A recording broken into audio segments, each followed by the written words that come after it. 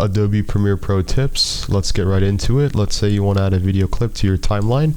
Tip number 1, if you want this to fit on the screen like so, you can right click scale to frame size, or scale to set the frame size. As you can see for this video clip, scale to frame size, and it fits to the frame. Another tip is if you want to delete everything to the right, instead of clicking C and then delete and click Q on your keyboard, make sure it's selected and highlighted, and that this is selected video track number 2, and it deletes everything to the right. Same thing if you want to delete right here, or if you want to add a cut. If you want to delete everything to the right, make sure it's selected and highlighted and click W.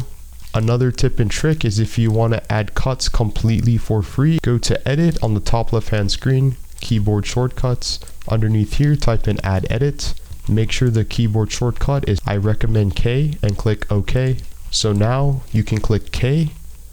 You can delete K, delete, etc. to add quick edits. One other tip and trick in Adobe Premiere Pro is if you want to unlink your video clip, instead of clicking, holding both, right click and then click on link and then unlink. If you want to unlink things, very simply go back to edit, keyboard shortcuts, type in link, type in unlink. Underneath link, do L. I have the keyboard shortcut to L and click on OK.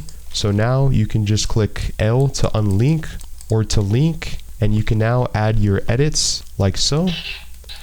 Another keyboard shortcut is if you want to adjust the volume gain, instead of right clicking and clicking audio gain, you can simply click G on your keyboard to adjust the audio of the individual clip, or you can cut an individual piece, click G and add audio gain. Go to edit, keyboard shortcuts, audio gain, and I have this set to G if you want to adjust the volume. One other keyboard shortcut is if you want a copy of motion. Let's say we zoom in like so, and you want to apply this onto another video clip. Let's say right here, you can basically do that by basically copying and pasting this, or click Ctrl C and click on D to paste the attributes.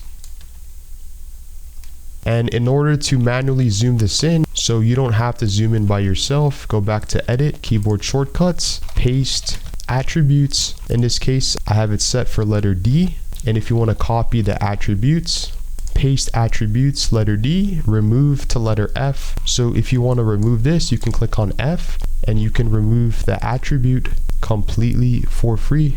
Another tip and trick is if you want to nest a video or an audio, instead of doing this, right click and click on nest. Basically what you can do is just go back to edit, keyboard shortcuts, and type in nest, and the shortcut is letter N, so you can nest this completely for free and move this around in your timeline. Another tip and trick is to click Ctrl M on your keyboard to export a video. And if you want to save time exporting, you want to run this through Adobe Media Encoder. Instead of clicking export, you can click on Q. However, if you go to video and you scroll down, make sure that these are the settings.